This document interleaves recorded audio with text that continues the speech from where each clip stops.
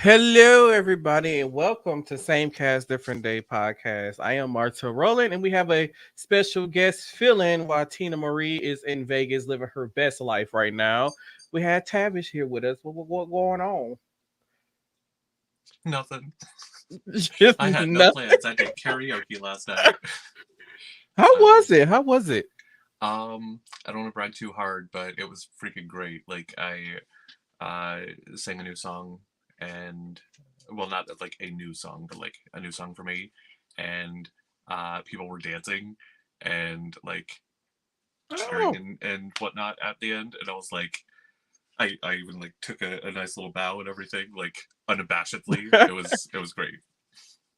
so this is one of the songs that we're gonna be seeing on your TikTok live karaoke that you were planning on Yeah, doing. actually, if you catch me on TikTok live karaoke's, that is a song that I do. I also do have it pinned on my TikTok right now.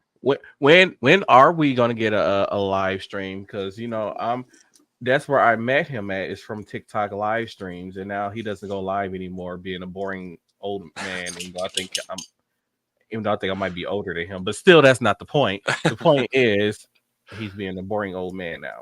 I I went live a lot because I was on summer vacation. I worked for a high school, but I started a new job, so I'm gonna try to figure out like a more regular cadence that I can actually like stick to, kind of thing. But Sundays is probably gonna be my day because, well, actually, I need to rethink that. Well, no, Sundays. Sundays is gonna be my day probably. People like me, it's old. We be tired. Like I was thinking, I had got home today. I was like, oh my god, I can't wait for this show to be over today. If I can go to sleep. Yeah, I'm yeah. exhausted from work today. And Tavish made fun of me because I might have lost the new hire that I'm working with today at work. And it wasn't even for an hour into the shift. How do you even lose them though? Because I remember telling him, like, hey, I'm gonna go to the seventh floor. We're gonna start on the seventh floor. So I thought he was following me. It turns out he wasn't following me. So I get to the seventh floor. I'm up there and I'm just waiting and waiting. He never shows up. Okay, So I'm when you like, say wait, you say follow me to the seventh floor. Did you take the stairs or did you take an elevator? Like, how no, do you the know that elevator. he's?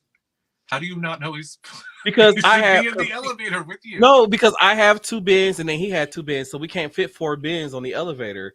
So I went up to the seventh floor first, and then I'm thinking like, oh, he's gonna be on the next elevator, Oh, but he never showed up. okay. I didn't realize you had So something yeah, full it was beds with you. about 9:30 ish the next time I saw him. Oh my god. How Yeah, long? So how long did you lose your new hire? yeah. Let's see. Last time I saw him was about 7:30 ish or something about about 2 hours. So 2 hours losing your new hire. Yeah, that's probably why they don't allow me to train that often. They're like, Martel, you are our best trainer. Will you please take this person No, and lose them you for a know what? couple hours? I think the only reason they stuck him with me because it was like, hey, the other person we were going to put him with didn't show up, so here you go. And I'm like, okay. You're the last person that we can find. Please don't lose him. I was the last resort. Yeah, I think they left today. I mean, because I was like, hey, do you know that he's only been there for a week? So like the square footage of the campus we in that we cover, so they say it's like over 1 million square feet. So I was like, hey, do you know the building? He was like, yeah. I'm like, well, if you know the building, you don't need to tell me all day. So like, hey, just go to these floors, and then if somebody else need help, just go to them floors, and then I'll meet up with you at this time. And if you say you don't need any help, then we're good. And that's how the day went. So I pretty much hid all day in the bathrooms while he worked. It was fine. It was fine. It The was day was fine. fine. It Yeah, sounds it was fine. fine. He was he survived the day with me. So to kick things off, we're going to head into our first segment, which is probably the only segment today because I didn't really look up anything for hot topics. So we're going to head into news roundup. Yay!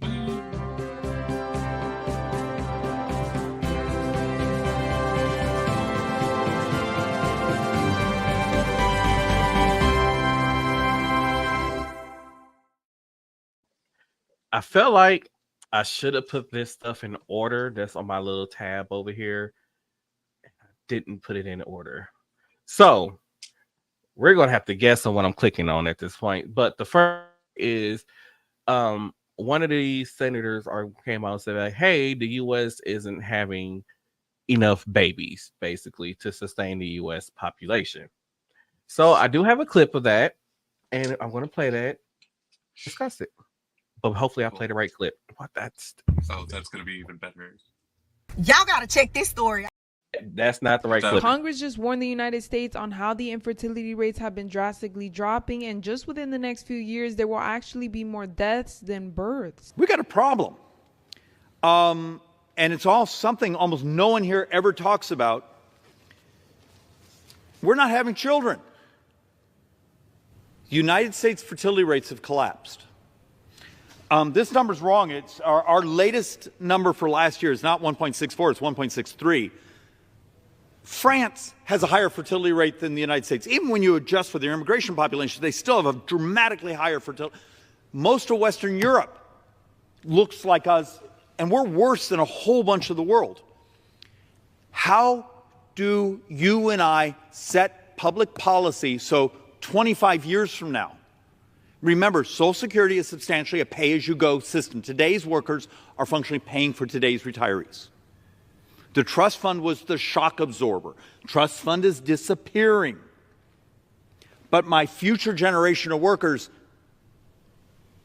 is going to be smaller. And you're already seeing this in school districts all over America, where the number of students they have are shrinking. Are we willing to have the really interesting discussion of, okay, are there things we could do economically to make it so family formation, so there's more children? There's things we could do to help, but almost every country it's tried has not been able to change fertility rates. I think in Hungary, I think I saw something that, you know, third child, they buy you a house, fourth child, you get some sort of like prize. And it's barely ticked up their fertility rates. It's a really difficult question, happening all over the industrialized world. So if you can't really change it, do you actually build public policy to deal with it?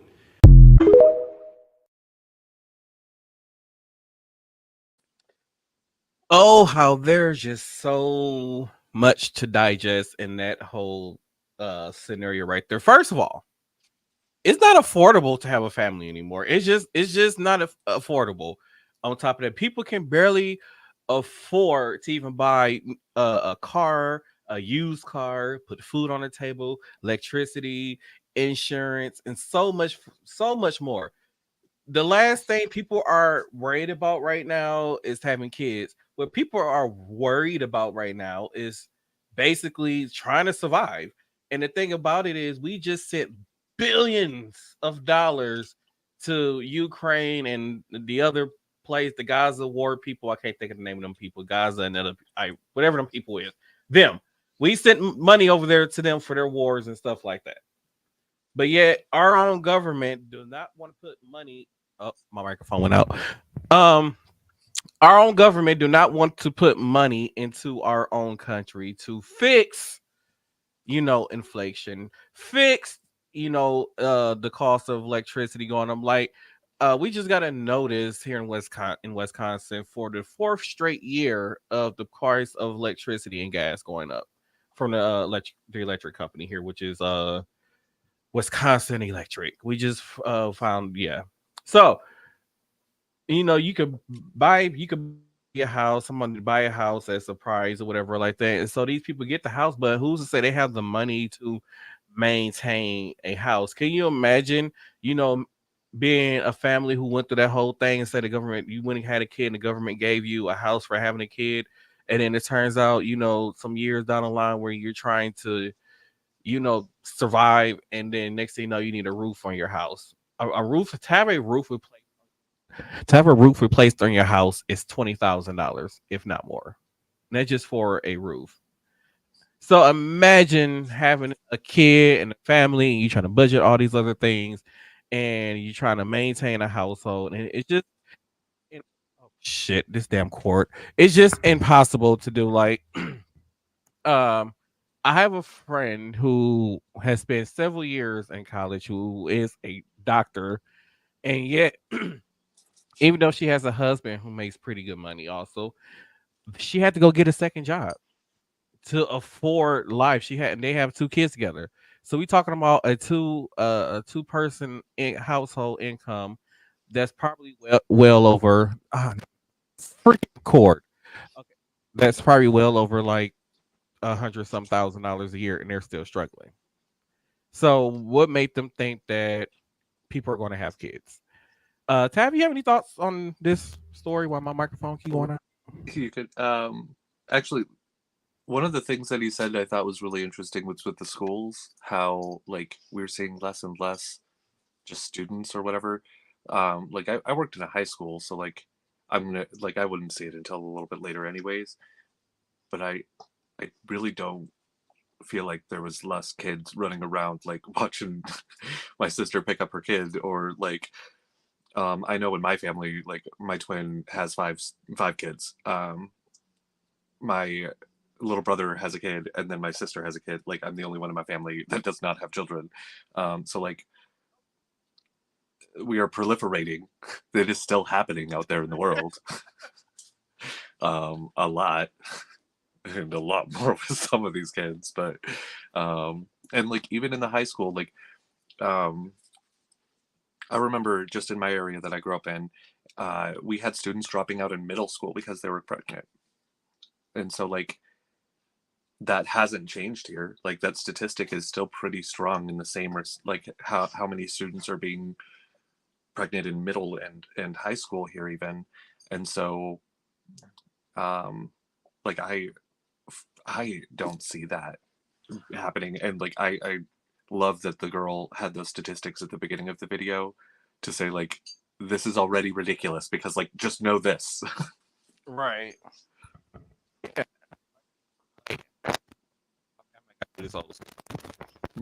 Here we go. He's gonna do this the karaoke host way. Oh my god, yeah. So I'm gonna have to actually hold the mic, I guess, because the cord isn't gonna act right. So this is gonna pee me off today.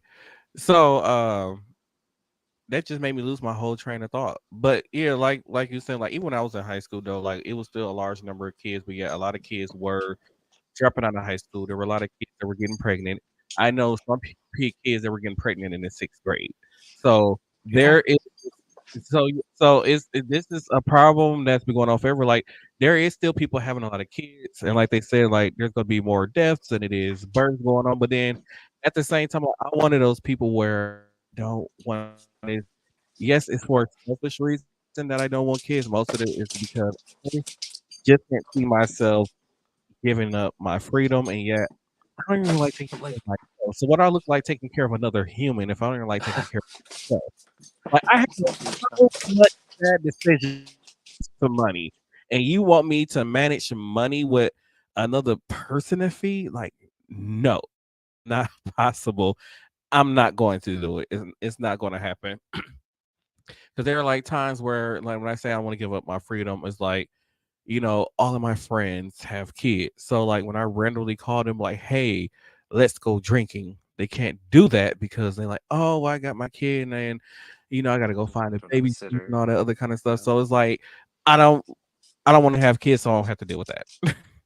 And like I said, another human is just too expensive. Like I know I'm expensive. I am very I blew $500 to $600 on a WWE championship belt that I'm probably only going to use like twice a year when I go to an event.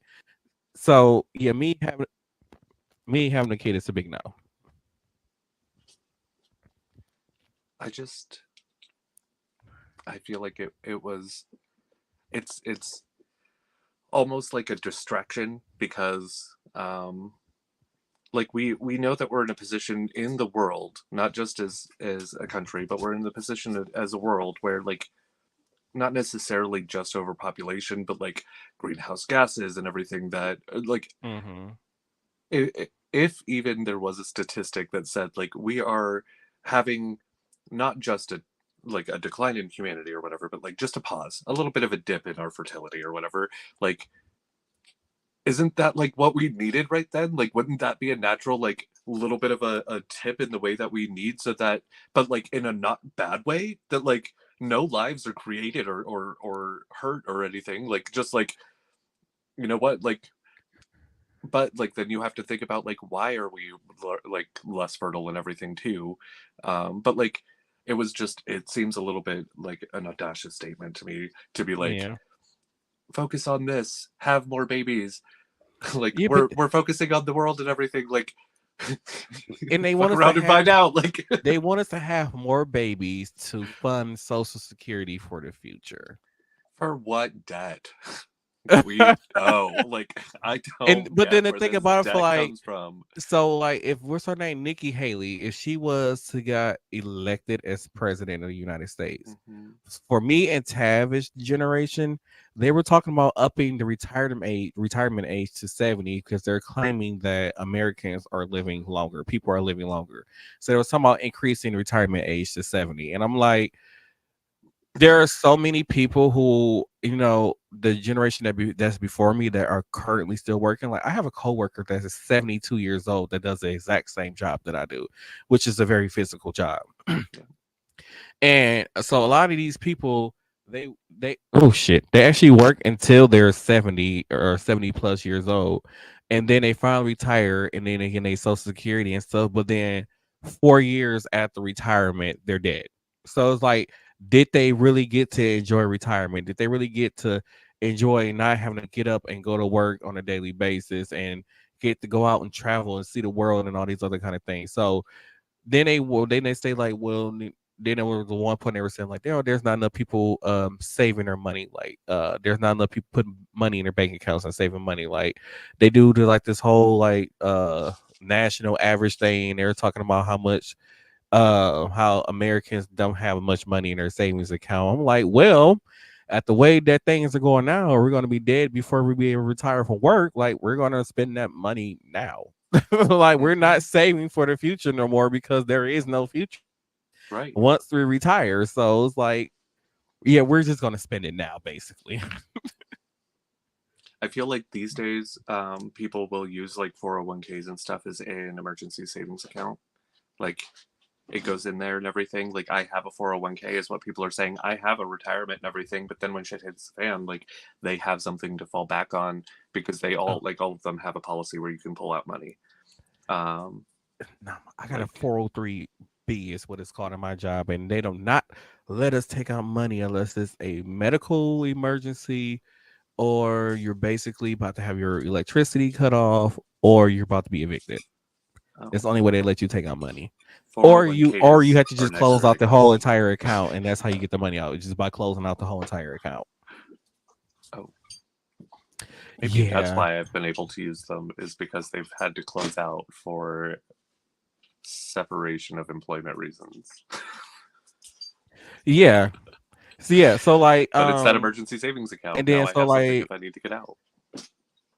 Yeah, so but then like the people, so like in my job, if you've been there 5 years or less, the money that the company put into that account, you cannot take it. That money goes back to the company, and then you just take what you put in, you surrender that money. So since I've been there for like it's been it's gonna make me sound so old saying that. I'm just gonna say I've been there for a while. And and 25 years. No, it's crazy because I thought about it. Like when I'm 32 now, and I'm like, if I'm still there when I'm 42 years old, which is another 10 years from now, I would have been there a little over 20 years, and I'm only in my early 40s. So somebody like me, like right now, they take 5% of what I make and they put into that account, and then the company takes an additional 3 to 4% and they put money into that account. And then every year, I believe in March or April, they put in another fund that goes into the account, like more money. It's like about $1,000 to $1,500 every year on the additional that they put into that account. So. And then I have mine heavily invested in the stock market. So if the stock market is doing really bad, I lose money in that account. But if I'm doing really good, I can gain money pretty fast in that account. But yeah, but like you were saying though, like yeah, that's become an emergency fund, and I feel like if I was to get into a situation where I need the cash, I'm definitely going in there and taking it. Consider I do have a pretty good amount in there, I'm going to take it out because I'm like I said, like it is hard out here to survive. You go to the grocery store, and I can literally go spend $200 on at the grocery store, and a week and a half later, be like, why the fuck is my refrigerator is empty? It should be empty. And like I said, it's hard. It is hard. It's so hard out here for Americans just in general. No matter only people who's out here surviving is the millionaires. That's because they can get away with not paying taxes.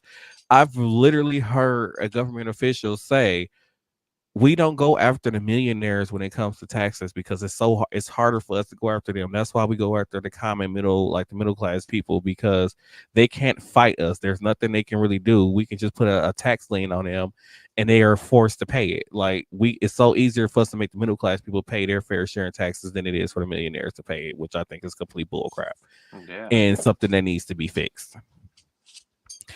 But speaking of this whole birth weight and fertility thing, one of the things I do want to point out is you guys are saying that birth rates are so low and all these kind of things. So I say, is this the reason why they fought so hard to ban abortion?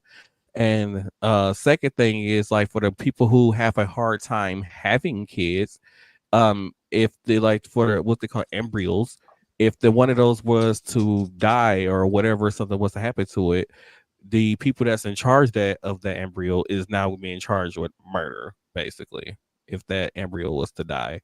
So it's like, yeah, you took away the programs to help people have kids. So none of those fertility programs are really working right now. You can't do any of those.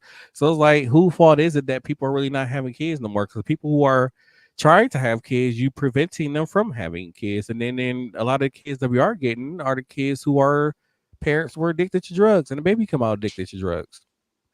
Just saying. Some of them, yeah. It's a lot of them. And I feel like it's a good thing that Americans are not having kids, because I feel like we are in a time of stupid. It's like everybody, I shouldn't say everybody, it's just a lot of stupid people. A lot of stupid, unnecessary people in this world. Like, we just had a guy, somebody was telling me at work, this was 2 days ago. This guy, the car came speeding down the street, and he ran over a mother and the daughter. The 4-year-old daughter was killed after him run. So the man hit the mother and the daughter. He stops his car. Him and his sister get out the car. They run and go check at the people and leave the people there and drive off. He goes to hide the car at the railroad tracks or whatever. The sister is later on caught the same day from running from the police and the police chase. And the man who was the driver of the car turns out to be dating the mother of the girl that he hit. That's just the level of stupid that's going on in this city. Like, we have the other guy who talked to this woman for God knows long, and she finally agrees to go on a date with him. And this girl was so excited about going on this date with this man, and this man decides that he's going to dismember her and spread her body parts throughout our city. And this is the young woman that he decided to just dismember. And right now they are currently still looking for some of her body parts. So far, I believe a leg, an arm, and a torso has been found, but I think it's still one of her arms is missing, and I don't think they found her head yet either. So they're still searching for her. So like I said, it's a lot of stupid that's going on in the world.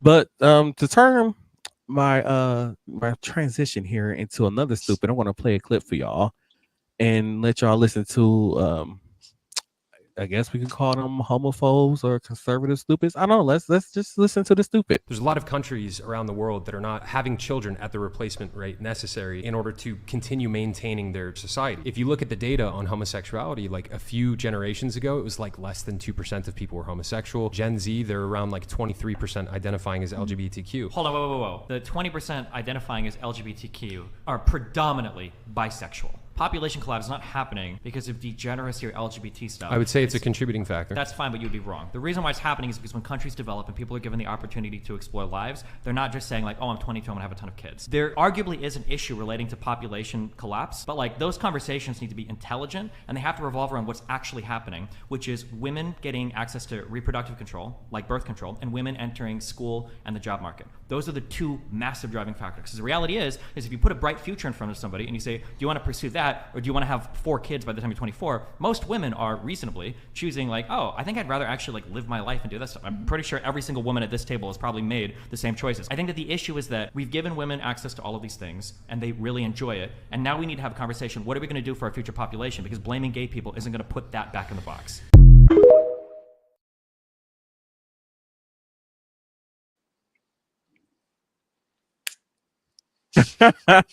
I was thinking the same thing. Is it period? I think that's what Like he's saying. he really tried.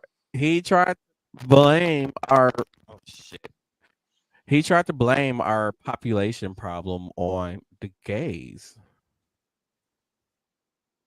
I don't understand how. And it's like I'm like, even the gays are having kids. Like they go get surrogate mothers and are having kids. So I'm like, how are you it's trying to statistics say too. 23% of the people of Gen Z identifies as LGBTQ is the reason why our fertility rates are so? But not just that. Like, it's. I'm sorry. I had a really good See, point there for a second. I'm like, people. oh, It gives you people stupid.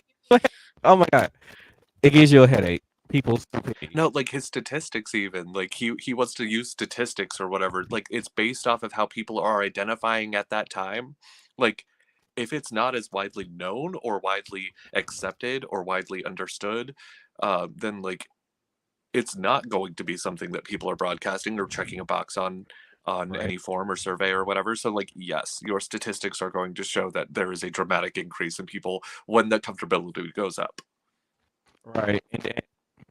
And when he said that a lot of people are identifying as bisexual, I'm like, Mm-hmm. yeah, freaking guy. It's true. They are. It's true. There's more. That's what he's saying.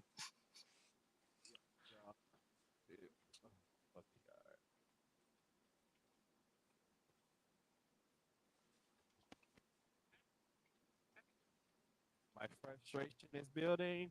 It's building. It's building very hard right now. Are you able to hear me? It's kind of quiet.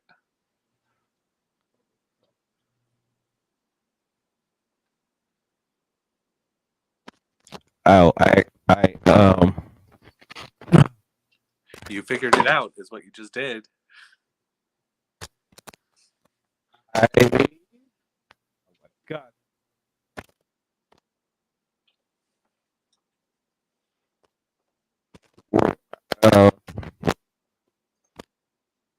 Commercial. I heard very quietly, my microphone.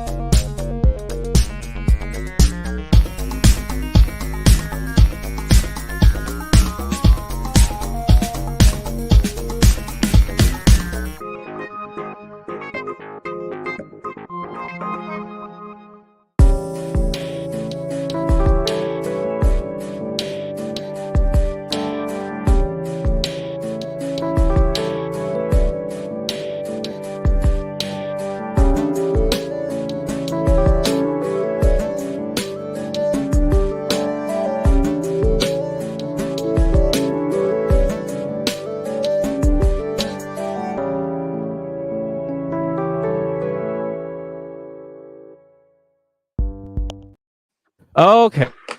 Hopefully this is going to work. I was trying to find mother cord, but I can't find it. I don't know where we Sounds was at way the better show, but already. I'm just gonna yeah, it's wrapped around my thing. So to keep things going, we are going to talk about a little man who is trying to run for presidency right now, and I don't even know how to set this up because he's basically in court arguing about immunity and stuff like that. His lawyer is. So I'm going to play this clip. It's a bit of a lengthy clip, and then we're going to discuss it. Check this out. So I think I now understand better your position.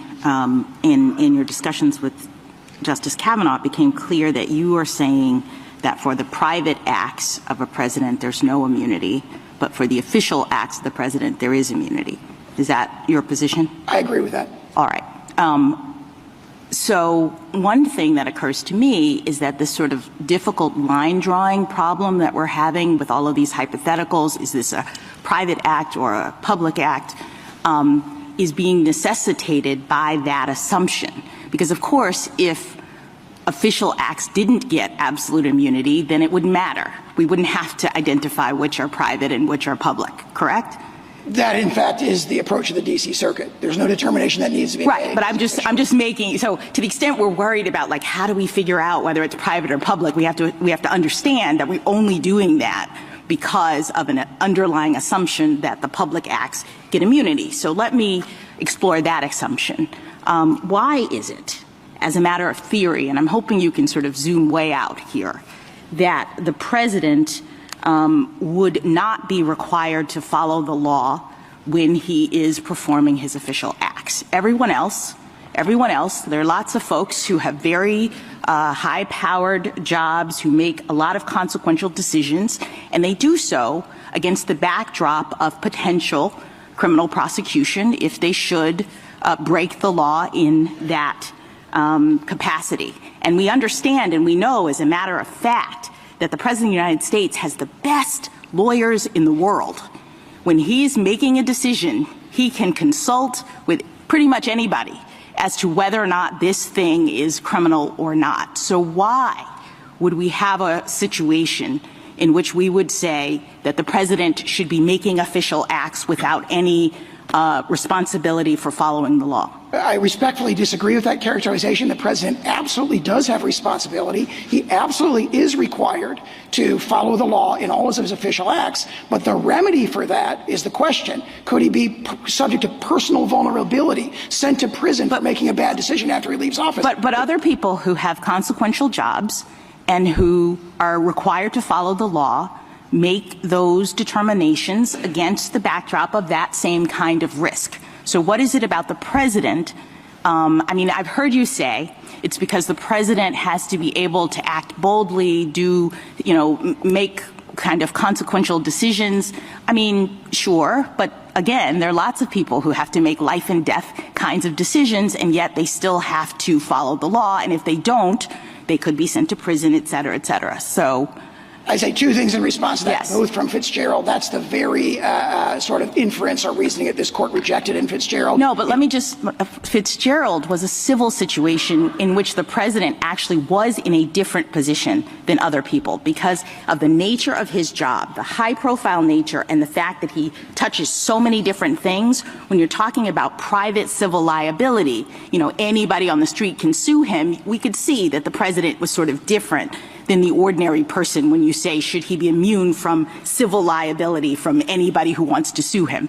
But when we're talking about criminal liability, I don't understand how the president stands in any different position with respect to the need to follow the law as he is doing his job than anyone else. He is required to follow the law. And what Fitzgerald but he's not said if there's no criminal if there's no threat of criminal prosecution. What prevents the president from just doing whatever he wants? All the structural checks that are identified in Fitzgerald and a whole series of this court's cases that go back to Martin against Mott, for example, impeachment, oversight by Congress, public oversight. There's a long series of them. Fitzgerald directly addresses this in the civil context, and we think that language naturally ports. I'm not sure that's much of a backstop. And what I'm, I guess, more worried about, you seem to be worried about the president being chilled. I think that we would have a really significant opposite problem if the president wasn't chilled. If someone with those kinds of powers, the most powerful person in the world, with the greatest amount of authority, could go into office knowing that there would be no potential penalty for committing crimes. I'm trying to understand what the disincentive is from turning the Oval Office into, the seat of criminal activity in this country. I don't think there's any allegation of that in this case. And what George Washington said is, what Benjamin Franklin said is, we view the prosecution of a chief executive as something that everybody cried out against as unconstitutional. And what George Washington said is, we're worried about factional strife, which will. No, let me put this worry on the table. If the potential for criminal liability is taken off the table, wouldn't there be a significant risk that future presidents would be emboldened to commit crimes with abandon while they're in office? It's right now the fact that we're having this debate because OLC has said that presidents might be prosecuted. Presidents from the beginning of time have understood that that's a possibility. That might be what has kept this office from turning into the kind of crime center that I'm envisioning. But once we say no criminal liability, Mr. President, you can do whatever you want, I'm worried that we would have a worse problem than the problem of the president feeling constrained to follow the law while he's in office. I respectfully disagree with that because the regime you've described is the regime we've operated under for 234 years. There has not been an expectation based on 234 years of unbroken political. All right, let me ask you another question. Let me ask you another question about this clear statement line of questioning. First of all, I didn't see you argue that below. I don't know. I understand that you have that set of in your briefs here, but did you argue before the D.C. Circuit something about a clear statement with respect to statutes? Yes, in our separately filed motion to dismiss based on statutory grounds, we extensively argued not just this clear statement rule, but a whole panel. Right, but that's not the question presented in this case. The question presented in this case comes out of your motion for immunity. So to bring in now an argument that you didn't raise below, it seems to me you forfeited it. No? I believe it's fairly included within the question presented, especially because the court expanded the question presented from what either of the parties submitted. But not to statutory interpretation. I mean, that argument goes to statutory avoidance, constitutional avoidance, statutory interpretation. You asked for immunity, which is a totally different thing. I think they're very closely related logically. The question is does immunity exist and to what extent does it? And the argument is immunity at least exists to the extent that it raises a grave constitutional question that triggers the clear statement rule. That's a really tight logical totally circular. You use that argument to avoid constitutional questions. You are asking us a constitutional question here. So it doesn't even make sense to talk about clear statement in rule the way that it's come up in the context of an immunity question. But let me ask you this about it. I had one more question. So what is the argument that the President of the United States, who you say is bound by the law, is not on notice that he has to do his job consistent with the law? I mean, to the extent that the clear statement rule comes in at all, it's about the person not being on notice. So I guess I don't understand why Congress in every criminal statute would have to say, and the president is included. I thought that was the sort of background understanding that if they're enacting a generally applicable criminal statute, it applies to the president just like everyone else. So what is the clear statement that would have to be made in this context? Under Franklin and under Public Citizen, Congress has to speak clearly before it interferes with the president's powers, and we have here an indictment that seeks to criminalize objective conduct that falls within the heartland of core executive authority.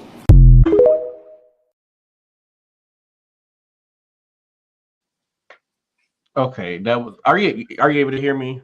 Mm-hmm. Okay, I had to switch my other thing. So that was.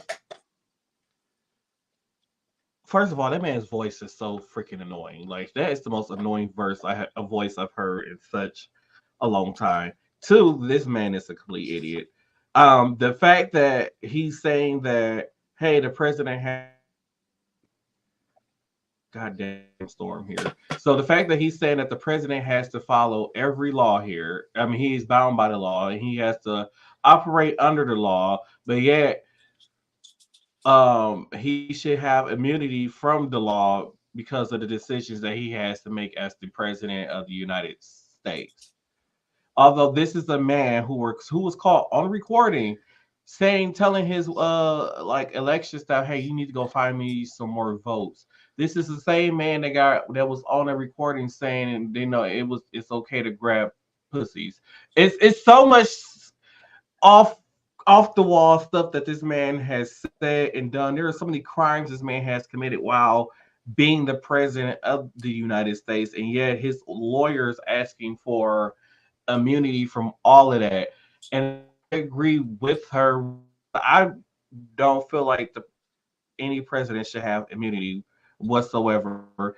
I get that, as president, you can send some say, hey, I want this person is a threat to America. They have to make those kind of decisions. But when it comes to actual stuff that's going on in the country, and when it comes to you being a law-abiding citizen, you should have to follow law like just any other person that walked the street. In my personal opinion, I don't feel like this should be something that should be continued to be argued. The Supreme Court needs to go ahead and just make that decision where, yes, there's no immunity for Trump at this point. Yeah, I don't think that it should be much of a conversation. Like, I think that the justice there handled it really well. I loved that she had the opportunity to like kind of cut the guy off and like no, and just like move on or like go to a different part and stuff. Like I thought that was beautiful. I think it's really interesting to like really really look and listen to the lawyer that Trump has there, because like for me at the core, he sounds and makes me feel like how Trump kind of makes me feel on the inside. Like he has pretty words maybe and stuff, but like if you really listen, then you can hear what the justice called out there, where they're going back and forth and they're like going in a circle and everything and talking in circles. The word for that is called circumlocution. Like this person is masterful at circumlocution to try and get what they want. But like in this situation, I really hope that it's not going to go that way, because in that, like, we've got that justice there. Like hopefully that justice can help spread out the common sense. I hope so. That was one of the justices that who was our current president? President Biden added. Don't judge me. That the President Biden added to the Supreme Court. If you had left it to me, I'd have told you Nixon. Oh my goodness! And then a lot of people like don't bash me on here just because like I'm not for Donald Trump being reelected. I have said this so many times. I am okay with a Republican president, just not Donald Trump. Like I would accept George Bush brother as president of the United States as Republican over Donald Trump. And we all know how bad both Bushes were during their time as president. God. I would accept another Bush as president, a Republican president over Donald Trump. I can accept hell, Arnold Schwarzenegger could go run as president of the United States as a Republican, and I wouldn't care if he was to win the election. I just do not like the Orange Man. I can't stand him. I don't like how he talks. He makes people just feel horrible. Like he treats people very horrible, and then the way how he just tugged and oh my god, like it bothers me so much. So like the way how this man operates, everything about this man bothers me. I think I just realized where the real separation comes from is a lot of people look at it as, how does he make me feel, like we do? Like, why does it make me feel that way? Because we know that it's not all right. Like, it's not right. But then there's people that look at it as, what do I get out of it? And like, that's why they're liking him more, is because they're looking at like, what do I get out of it? And like, yes, he's been able to make some decisions and whatever that were benefiting some people, but it doesn't benefit everybody, and it doesn't make it so that it's better. It's benefiting some people is what it is. It's not making anything better, right? And or at least not for the majority. Like, it's making things better for people that didn't need it to be better necessarily. Right, like Dave Chappelle said in one of his stand-ups, he said that he watched all these Trump, mega supporters, whatever, these poor Trump mega supporters, showing how much they love Trump and how much they support him.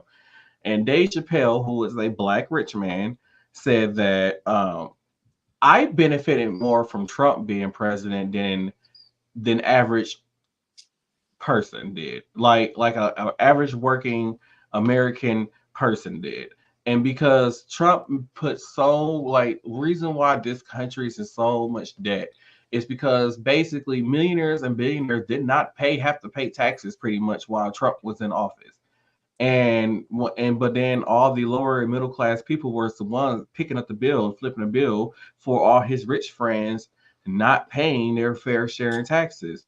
And like for these people to go and vote for him when he done nothing, like the people who you really need to go out there and vote for him and reelect him into office, those are the people that he's not doing anything for. Like there is no benefits for the middle class or lower class people when it comes to Donald Trump being in office. And to be honest, I could say the same thing about the Democratic Party, because like even here in our local elections where I live at, like my mayor, he is to me terrible as a mayor. He's a Democratic mayor and I cannot stand him just for the simple fact that he focuses so much on like low income and people that's in poverty. And it's like, hey, us as middle class people are being ignored when it comes to issues that we need. Like we get up and go to work every day, and I can go look at my refrigerator right now and it's empty. There's no food in there. It's empty. Today I went to Chick-fil-A and bought dinner today. Like it's empty. We have, I don't know what it's called where you live at, but we have something that's called like energy assistance, where basically every year in April these people go apply for it, because I don't know if you guys got a moratorium where you live at. So we had a moratorium that kicks in like the second week of November. So from November until like April 16th, the electric company here cannot turn off your gas and electricity because of the winter season. So some people go all winter not paying their bill, and then here it comes in April, because they are considered low income, they get to go file for energy assistance and get half their bill knocked down, and to avoid getting their utilities cut off. But for people who are considered middle class people, that's not an option for us. Like we have to continuously pay our electric and gas bills throughout the winter months. Like I said, we have to pay out of pocket for health insurance. Like people who are considered low income where I stay at, they have something like, I forgot the state insurance is called, like Badger Care or something like that. But it's like basically a state insurance. Like they get free health insurance for free. Like for me, I have to pay $170, $180 some dollars a month for health insurance, and this is through my job as a single person, paying for health insurance. So, and then on top of that, for me every time I go to the doctor, it's $30 per doctor visit. If I was to go to see a specialist, that's $60 per specialist visit. I had injured myself at work, and I had to go get an MRI done on my arm, and they told me that I was going to have to pay $1,200 out of pocket, even though I have insurance. But somebody who basically is considered low income and living in poverty would not have to pay any type of deductibles whatsoever for any type of health care. If you hurt your arm at work, then they need to pay for it. Yeah, they paid the deductible. I wasn't gonna pay for that. That was covered under workman's comp. But I'm just saying, like, if it wasn't covered under workman's comp, then I would have to pay that out of pocket, the $1,200 and some dollars. And then the company that I work for, you cannot work for them and owe them.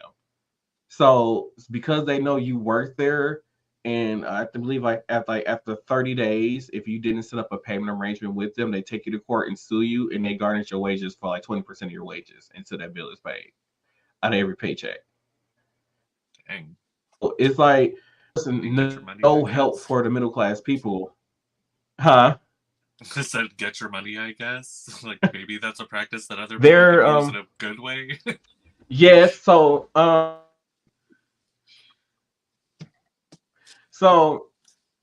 from what we were told, the company that I worked for, they were used to like government giving them so much money, and they had like this abundance of money that they could spend on every year or whatever, and they was just used to having a certain amount of money.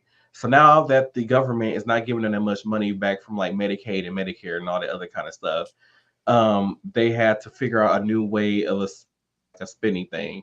So now it's like they're penny pinching every single dime and nickel they can possibly penny pinch. Like they're merging departments together, or they're like, oh, we're going to cut this. So now we want you guys to do 12 to 13 hours worth of work in 8 hours. But at the same time, you guys are merging a lot of our jobs together and our assignments and our duties together to cut costs. So they currently right now are spending $500 million on building a parking structure. They are currently building a new cancer building, which costs an additional $20 million on top of the $500 million that they're spending. And then on top of that, they just built a brand new elevator bank, which is 4 elevator banks, would probably cost them another 10 to 15 million to build, because they had to build it from the. I mean, they actually had to add on addition to the building in order to put the elevators there. And then they actually had to move offices and knock down. It's a whole mess that went along with that. And this is for 9 floors. They had to do this floor. And then on top of that, they're telling us, oh, we're going to build a 15-story tower on top of that. So it's like, you guys have all this money for a constant building, but yet you are adding more work onto your employees and not paying them more money. And like I said, yeah, and exactly. And they merged with another company. Like the company that I work for, they just bought an insurance, like a health insurance company. So they own a health insurance company. They don't use their own health insurance for their employees to at least make health insurance cheaper. They're still using an outsourced insurance company for their employees, which is why we're still paying like stupid amount of money when we go to see our doctors and stuff like that. And the thing about it is, everybody who have our company health insurance, because I work for a hospital, all of our doctors are at the hospital that we work for, and yet we're still paying like outrageous amount of money for healthcare. So, and then they were like, oh, well, younger people don't go to the doctor. They don't go visit their doctors on a regular basis. Like, we can't afford it. Like, not just that, but like if they are paying for it, they just spent their $120 on the insurance. Now they don't have that for the copay. Like exactly. Like we don't have it. Like it's so, and it just bothers me. And like I said, like I won't be happy. I want somebody who's considered what's the Green Party called? Independence. Yeah. I forgot one of them people. I really want one of those to be running the country for 4 years, because like I feel like both Democrats and Republicans are harming everybody. They're not doing anything. They're not benefiting nobody. Like I said, Democrats are too focused on low income poverty people, and the Republicans are too focused on millionaires. And it's just like the people who work for now. Right. Like really, like when you look at the history of like Democrats and Republicans, it was flipped back in the day. Back and forth, like, and not just once, like it just keeps going back and forth on like what the values are or whatever. So like when it's all said and done, like I don't care what their affiliation says, what color it is, red or blue. Like I'm listening to what values there are, and if they align with my values, like that's what I'm trying to listen for and everything. Exactly. And like I said, we don't, there's not nothing for the middle class. Like I said, for the middle class people, there's nothing. Like this man literally said, hey, we're gonna go and support. Okay. This man said we're gonna go into poor neighborhoods and we're gonna use tax dollars to tear down abandoned houses. I'm like, I feel like that money could be used towards something way better than just tearing down I feel like abandoned houses. And then like, exactly. And we have so many road problems here. And then like we have this thing where they're like, oh, well, there's too many young people baselining. If you don't know what baselining is, it's like, where cars are normally parked at on the side of the road or whatever. So if there's like a 4-lane road and there are cars parked right there, there's no cars parked right there. Somebody go baseline in that little lane right there. And then the car is like coming up the parked car, they hurry up and jump over to the lane or whatever. So they call that baseline. So we had a lot of that happening. We had a lot of highs. We had a lot of the Kia boys. They were out here stealing a whole bunch of cars, like Kia cars, getting in high speed, just crashing the cars and stuff like that. We had a lot of people that were just speeding, running red lights, and we had people no register their vehicles or not even registered at all. We have so much bad driving going on, and their solution to fix this bad driving is we're going to turn just about every major street into one lane. If what I mean by one lane is there's one lane going north, one lane going south, there's one lane going east, there's one lane going west. We have so many streets where they're transforming the streets into where it was normally 4 lanes down to just one lane or 2. They just crack up our streets, like they just mess up the street. Yeah, so yeah, like they created like one of the major streets. They took where it was 2 lanes going east and west. They took the right lane and made it a bus lane. Like what it then it's like, and then in another area, like they have like these concrete barriers that's like it's just random spots and like in the right, like where cars are normally parked there, like on the corners, they got like these concrete barriers. And it's just like, so you can't drive in a right lane whatsoever because of these little concrete things. So it's like we have a population here of almost 600,000 people, and you have 2-lane roads. Just, I mean, these 1 lanes on each side of the road, basically throughout the whole city. Like it is a nightmare traveling through this city during rush hour. And this Democratic person's solution was to stop reckless driving was I'm just gonna cause traffic congestion all over the city. And then it's like learn people. And then it's like right now we have the Republican National Convention that's going to be held here in Milwaukee. And right now they have been working on a highway now for like 3 fucking years, getting the city ready for this damn convention. And it's just been a nightmare. Like the roads are a nightmare. Like they've been redoing downtown over, and it's just been horrible trying to get through this city. I'm sick of it. I'm just so sick of it. Lord Jesus, help me. I just want to strangle somebody now just thinking about it. Oh, they look, ain't got no wine. The road rage. Oh my God. People be wondering why I be road raging. Like, it's just horrible. And it's like, so people be like, well, you could just take such and such way to get home. And I keep telling them, like, I don't drive through the hood. He goes 0 to 60 faster than his car does. Like when nobody tells you to take the scenic route home, I'm like, I don't drive. I don't like driving through like the worst parts of the city. I would literally drive around the whole entire, like avoid. I would go through like all the way through a whole another part of the city, just avoid going through another area of the city. I'm not driving in that part of the city. It's just not going to happen for me. Like I drive a 2023. What do my bougie ass look like being somewhere where there's somebody standing on the corner with a damn gun hanging on their pocket, pants down to their ankles? I'm not, and it's running down. Like I'm just not going to do it. It's not going to happen. Never.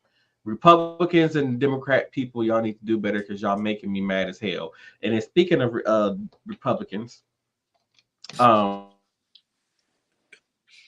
this storm here is really messing with my Wi-Fi signal. So speaking of Republicans, and they're mostly Donald Trump's daughter-in-law, this is, I forgot which one of his sons, what do you call it, wife, but she said something that was just completely, and then this is what I mean by stupid people. So I'm going to play the clip for y'all.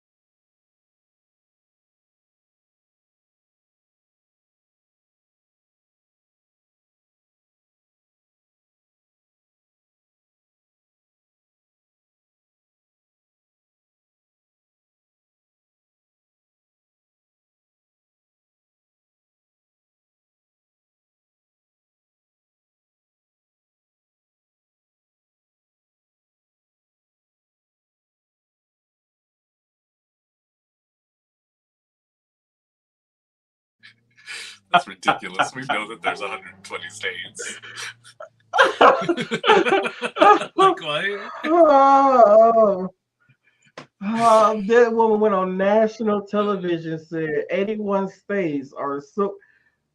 Who? I think that's like one of the first things you learn in school, that it's 50 states in the United States. I would have loved if it was just a typo, or even if there wasn't a typo and she just read it and saw a 3 and read it as an 8 and was like 81 states. No, it's not that level stupid. And there is more to this stupidness. So because Trump did an interview, and even Joe Biden said that this was a must read, and I believe this was CNN who read out the things that were said in this interview by Trump, and I'm gonna play that for y'all. In Louisiana, check this out. They passed a bill. Okay, technology is not working for me. I was like, in Louisiana, they passed. That's what they said. In Louisiana, check this out. They passed a bill in March giving Republican Governor Jeff Landry more. That is not the right clip. It's not the right clip. I don't even know where the clip is at. I don't know. It's like, but for now, take it away, Conway Twitty. The interview that Donald Trump did with Time magazine. President Biden actually calls this interview a mandatory read. And here's likely why.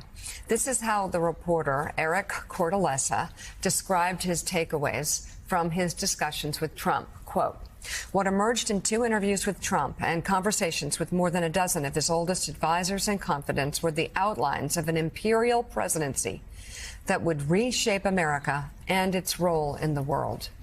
To carry out a deportation operation designed to remove more than 11 million people from the country," Trump told me. He would be willing to build migrant detention camps and deploy the U.S. military both at the border and inland.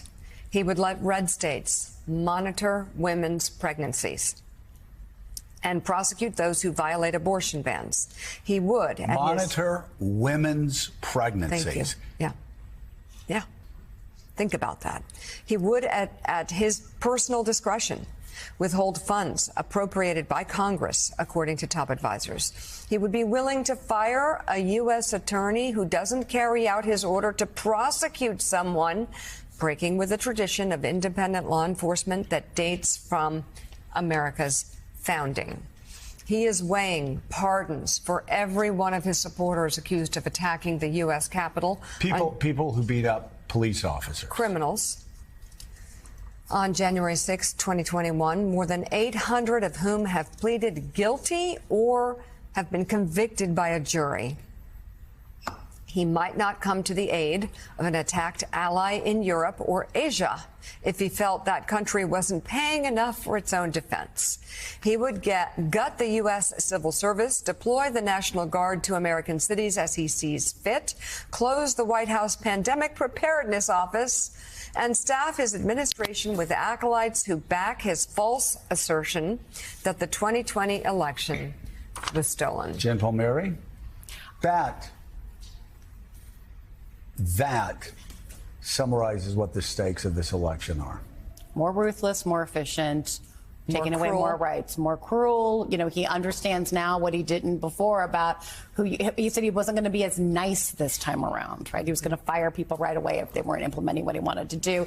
And then on a day that that in Florida, that the 6-week abortion ban takes effect, he then goes to Michigan and says that talks about how it took a great deal of wisdom for the Supreme Court justices, calls them out by name, great deal of courage, great deal of wisdom to overturn Roe v. Wade, even as he's trying to make it appear as if he has some kind of other, some kind of different view about abortion now. And he talked about how people were very happy. People were very happy that Roe v. Wade got overturned on the day that, imagine what's going to happen in Florida now as doctors and women try to navigate a 6-week abortion ban. Summarize the stakes of the election. Is it possible? I mean, we don't even have the time. For months now, we have been talking about Project 2025, and the Trump campaign folks have kind of, been giving it a long arm, stiffening back and saying, no, we have our own stuff that we are working on. Project 2025 is actually not what the Trump policies would or will be, and it is not true. Chris Acevedo, all these folks have said that. What Donald Trump said in the Time magazine interview and what he's been saying out there in the campaign trail is exactly what is in the Project 2025 playbook. There are 4 pillars in the playbook, okay? One of the pillars is about a personnel database where folks can literally make their own profile so that the Trump folks can go through and take a look at who they are and the people who are advising the 2025 project. The other pillar is a presidential administration academy. Well, after they've deemed that you were one of our potential people that we would give a job to in the government, we're going to train you up on these are the things that you can do and how to subvert the system to really address and get done what a President Trump would want to do. And then the 4th pillar is the playbook. They literally write it out. And so this is not hyperbole. Donald Trump is not just saying, random things. This is the playbook. This is the plan. And folks this is the reality. This is it.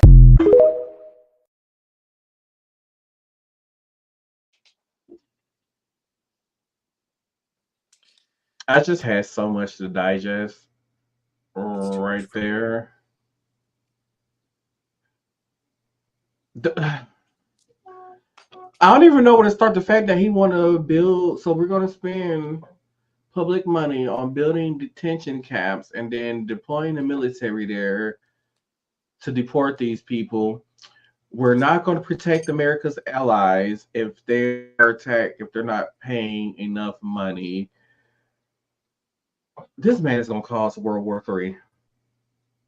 I think it's terrible. You know what? Matter of fact, has an actual playbook, and that it's literally grooming people to be like him is what his playbook is.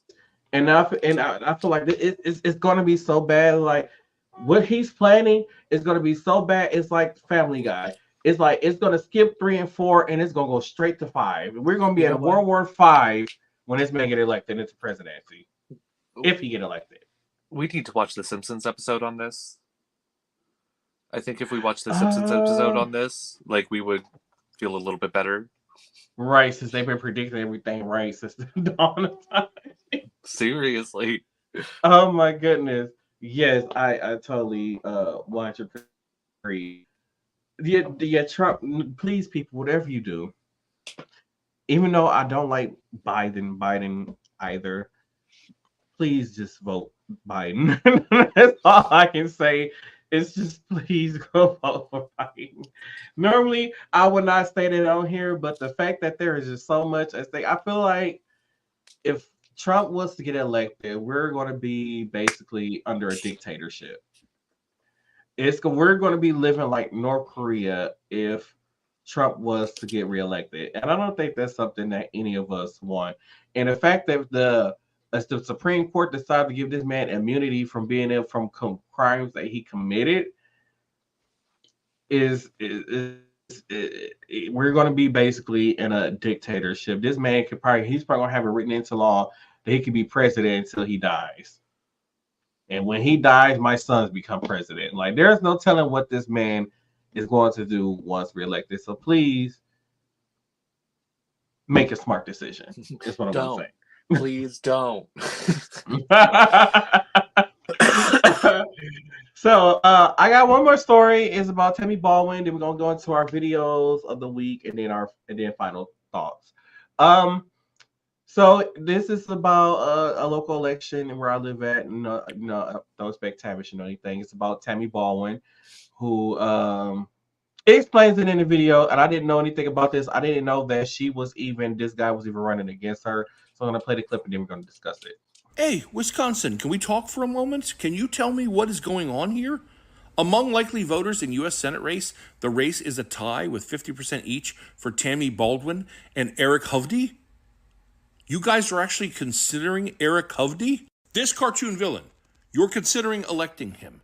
The mega millionaire who has banks in California and lives in his beachfront mansion in California knows what's best for Wisconsin. because he dropped $2.5 million of his own money into shiny TV and digital ads, and y'all were like, well, these look pretty, and you're buying that? I think it's ironic that he made this one in a bar.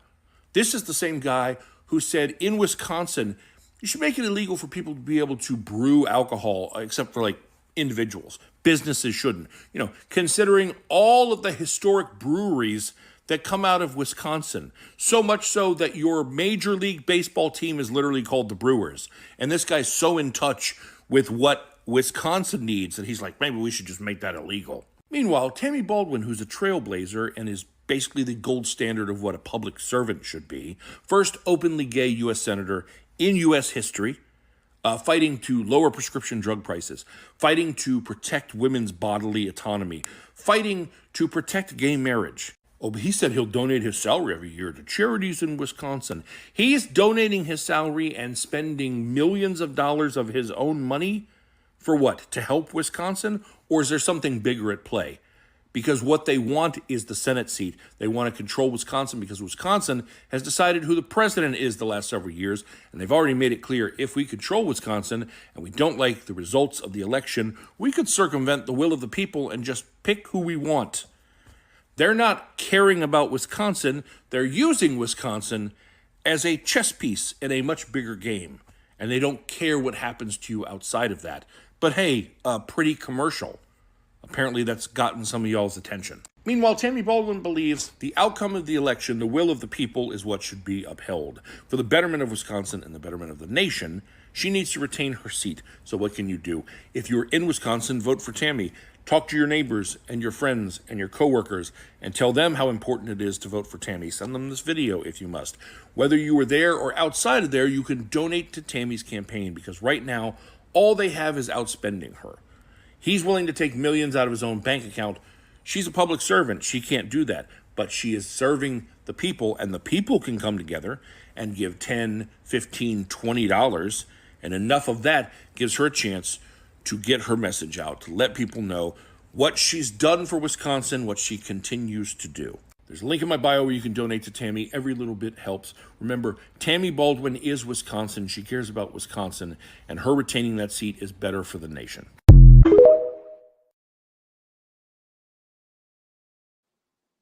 If you're in Wisconsin, Okay, before I discuss, vote for Tammy. Before I discuss that, so he talked about like when it comes to Wisconsin and brewing alcohol and beers and stuff. Mm-hmm. So in case y'all haven't seen this other video, or I'm going to play this for y'all, and what he said about the brewing and stuff is going to make a lot more sense to you. Okay, so here we go. So a map came out with the 50 drunkest counties in the U.S. And right when I saw the map, my eyes go to California, Texas, Florida, places like New York, New Jersey, but Wisconsin, with almost a clean sweep. Holy shit. Fuck yeah, to be frank. So he was frank. Yeah. So to be honest, we are one of the drunkest. Probably is the most drunkest in the United States. To be honest, because I live about 5 minutes away from a brewery.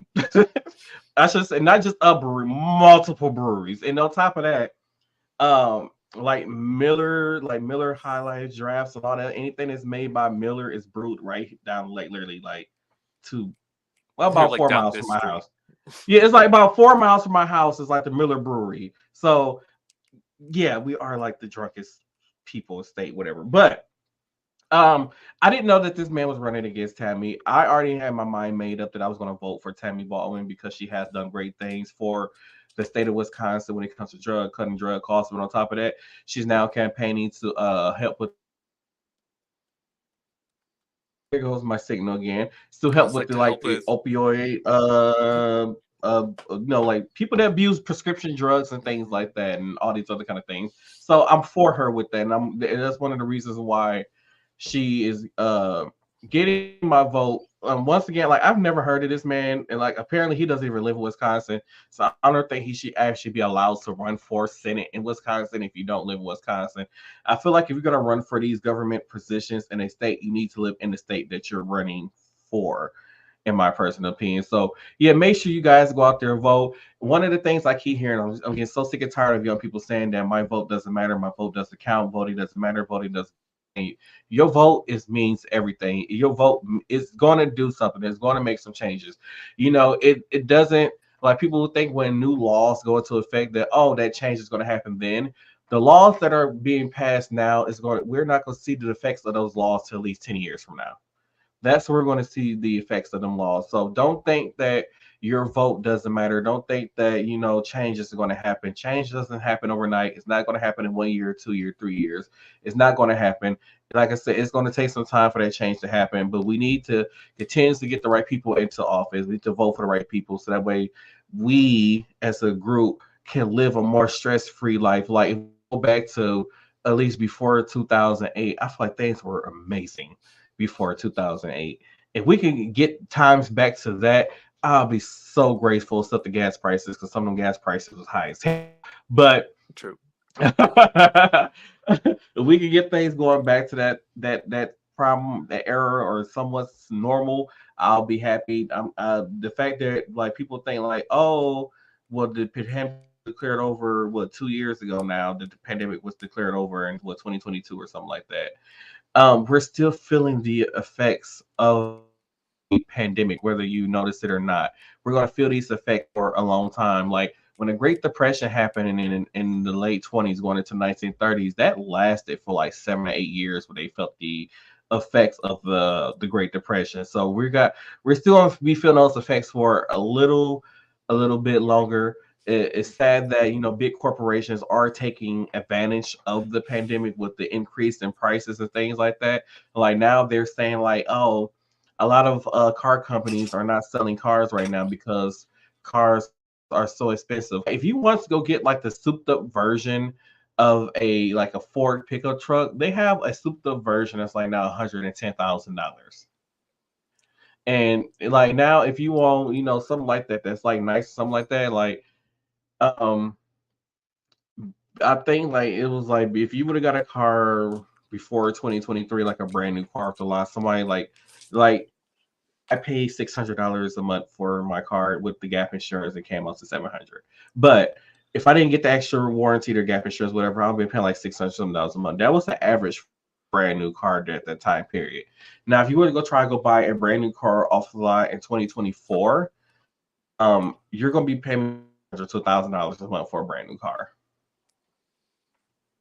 And if you, yeah, and like even used cars were like expensive. So like that's like, although it's not guaranteed that you're gonna get about 100,000 miles out of the car.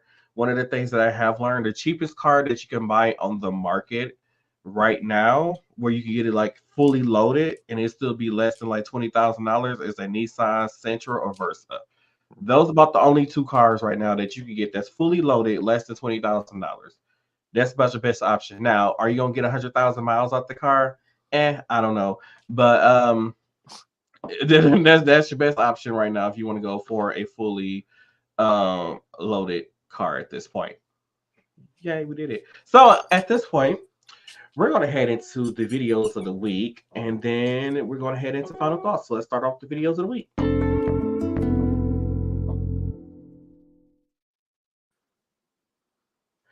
I don't know. Okay, the graphic. Yeah, dude. It's delayed on my end. Okay. So the first clip is right here. You know what I'm saying? And so what we got to do is understand. Oh shit! No, nobody saw it. Good point. We fall down and we get up. Something wrong with you. We fall down and we get up. She gonna cry in a I feel what you're saying about not being compatible. I feel what you're saying about not being compatible, but is there a way that we can compromise this? Because if you hitting all the other marks. So look, no, the compromise.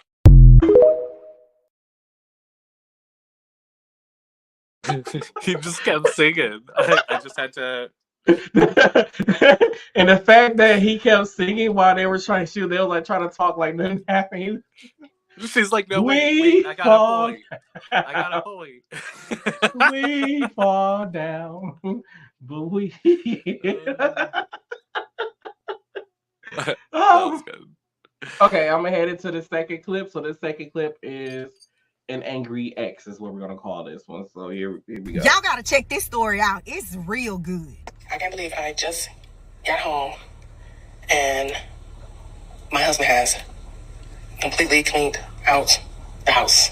Damn, girl, why did he do that? He was even so petty that he took the carpet that he put down. Now that's some petty ass shit. I ain't never seen no shit like that. I mean, really, so that's what men doing now. Like, you leave and you start pulling up everything that you pay for. I am a total shock. Now come on, women been doing this shit for a long ass time. Now it's a problem that a man did it to you before you got to him. Hey guys, I had to have time to process everything and to move my kids' beds out so we could try to start over and get new carpet. He didn't take anything that was the kids or whatever. At least he thought about the kids. But what's the real story why this man did this? I got to sit up and thinking like, hold on, my husband don't do no labor. So for you to sit there and clean out all the carpet, TVs, yeah, it was stuff that he brought. You know what I'm saying? But when it comes to benefiting your kids, you can call up another lame fool that was able to be like, oh yeah, I'll come over there, I can help you move that stuff, this, that, and the other. You're just as much of a lame as he is. Like, I guess I'm a lame too because I'm gonna help my friend move if she needs to move too. But this situation ain't just occurred. This has been brewing. Ain't no way no man just all of a sudden jumped up, moved, and took the carpet too. Girl, you not telling us the full story. What the hell happened before all of this?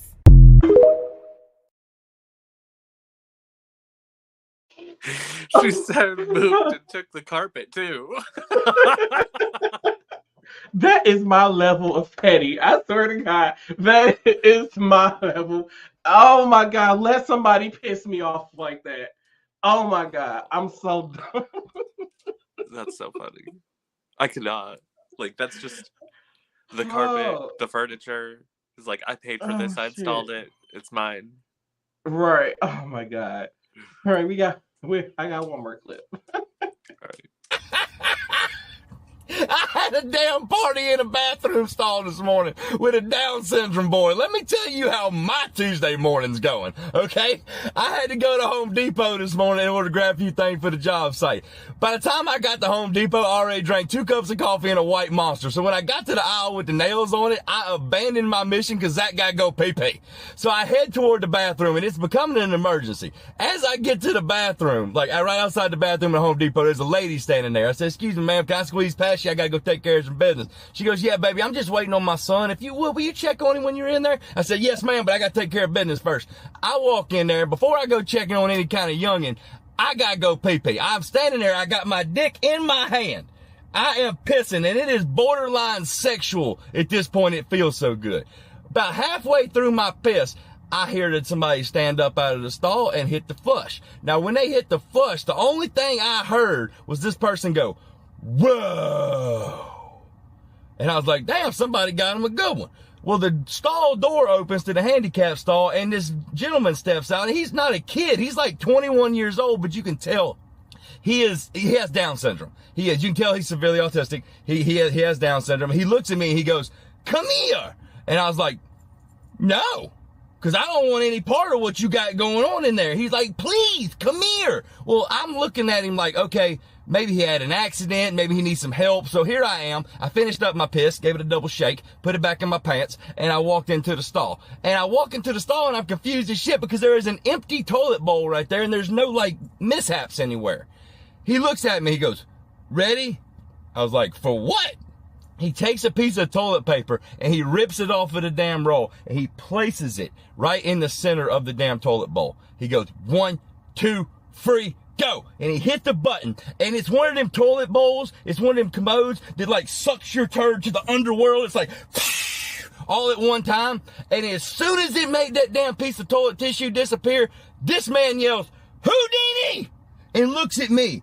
And the joy that this young man has by making a piece of toilet paper disappear into the underworld is how I want to live my life. I am cracking up laughing at this point because he's so excited. He's jumping up and down. I started jumping up and down, and I was like, holy shit, this is the greatest fucking thing ever. I don't know why I was so excited. I've seen it happen 1,000 times, but I was excited. Then another man walks in, and the young man runs over to the edge of the damn stall. He's like, come here, come here, come here, come here.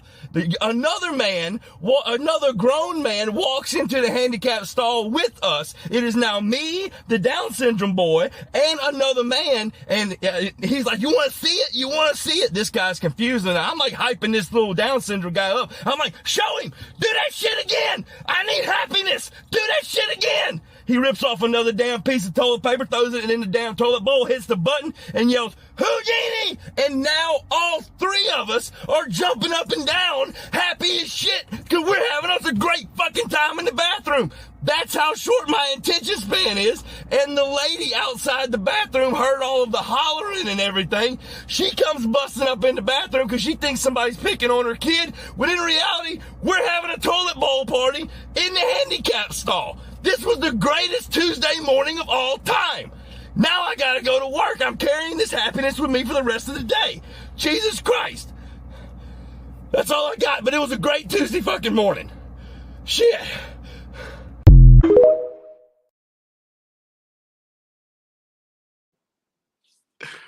I That's a freaking great love Tuesday it. morning.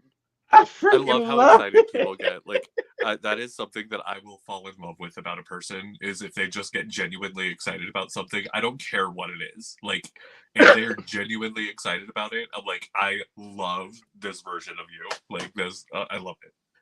Oh my God. Everybody, that kid, he brought out everybody's inner kid. Like, I can only imagine, though, her to being a parent out there and then seeing her face running there. Like, why is all this noise coming out the bathroom? My child is in here. Just being scared. Like, I get it. I get it. All right. And then she runs in there like they all excited for the toilet. Right? Houdini. Right? Oh my God. I want to do that at work. I They're guess already, that was they're, like my little sister used to work because like we were working at the schools. She used to work at a younger school, and like I align with her in this way that like working with any of our special needs students is like a beautiful thing. Like you have to have some patience some days and everything, but like getting to work with them and like see them be happy and everything and like spread their happiness like is just, it's so beautiful. There was this one boy that she worked with, I guess, that he I guess there was story time one day and they were reading about giants. Like their story had giants, and it was like fee, fi, fo, fum. I spelled like whatever the thing was, and when it talked about eating the people, or like the giants eating the people, the little boy just starts screaming, "Cannibalism! Cannibalism!"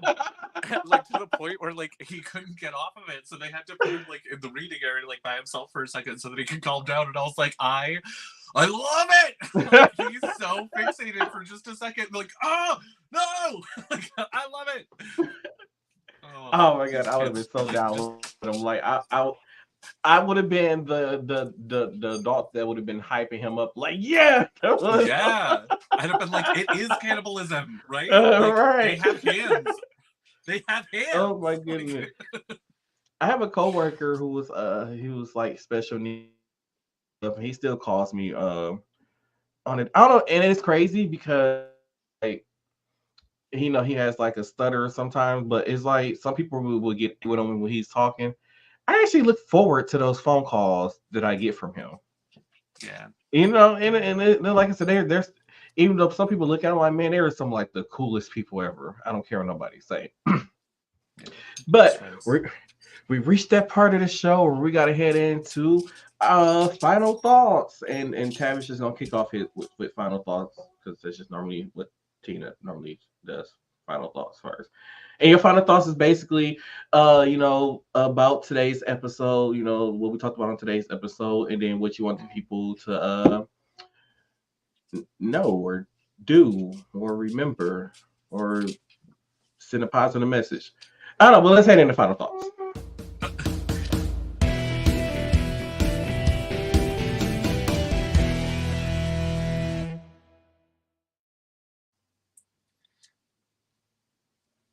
So, to kick off final thoughts, I thought it was going to be both of us. So it's just me. I really love being a part of the podcast today, but I thought it was really good the way that you had the videos like prepared for us to talk about and everything. That made it a little bit easier for me because I thought it was going to be like literally like just random, like I found this one just now kind of thing. So like that was cool. But like what's really sticking with me more than anything is the fun videos. Like I like talking about serious stuff and stuff, but like the fun videos is what makes me laugh and makes me happy and stuff. Something to remember is that you are worthy, not just when you like get your job or when you get a pay increase or when you get a degree or when you accomplish something. Like it's not any of those times that you become worthy. Like you are worthy because you're here, you exist. So just remember that you're enough. That's my thing. Inspiration. Okay, my final thought is gas is still too damn high. I remember back in my day when you could go fill. I used to be so excited where I could go put $10 in my tank and ride for 5 months off of $10 worth of gas. We need to get back to those kind of gas prices, and then make sure that you go and vote. Don't vote for Donald Trump, please, y'all. Don't vote for Donald Trump. I don't want World War V to happen. You know, it might be so bad it's gonna skip 5 too. If he get reelected, it's going to skip 3, 4, and 5 and go to 6. That's just how bad this man is. So make sure that you guys go out and vote. In Wisconsin, people, make sure y'all go vote for Tammy Baldwin. Your votes matter. You matter. And make sure y'all be safe out here. Cinco de Mayo, for you that's going to watch this, is I should probably put this on Monday, but Cinco de Mayo was going to be over the past weekend.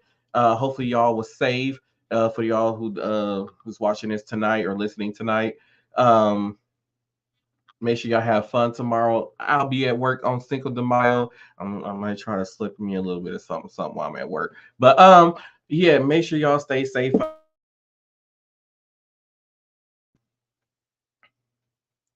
Yay! So with that being said, thank you all for listening to the Same Cast Different Day podcast, whether you're streaming it on one of your Apple, Spotify, Apple Podcasts, whatever, iHeartRadio. We're on so many streaming services. Or went back and watched the video on YouTube. Thank you guys for watching and listening. Thank you to Tavish for still filling in for Tina Marie while she's out on vacation. Having a good time. She's upset right now because she went to Vegas for the Lovers and Friends Festival. And as she landed, they canceled the event that was supposed to happen today. So she's in Vegas right now, really upset right now. So I'm gonna try to send her some She's happiness. gonna be able to find something to do, I'm sure. Yeah, right. It's Vegas, exactly. She's like, I don't know what to do here. There's nothing. I walk up and down the strip. There's nothing to do. I don't know why everybody goes here. Like Exactly. Do you want to let the people know what your socials are in case they want to come look you up on social media? Yeah. On TikTok, I am at the Tavish, and Instagram, somebody beat me to it, so I'm the Tavish1. Oh, you poor thing, you poor thing. Make sure you guys follow our all of our social media accounts. Our Facebook community is growing strong. 4,000 members in our Facebook community, so thank you all for that. Make sure if you want to, this is the part I always mess up on. I always tend to forget. What am I thinking about? Oh, fashion. Head over to habits365.com and use code Anthony4 to receive 20% off your purchase. And then if you need energy drinks or any type of energy products, Rep Sports, head over to repsports.com and use code Martel1 to receive 10% off of your purchase.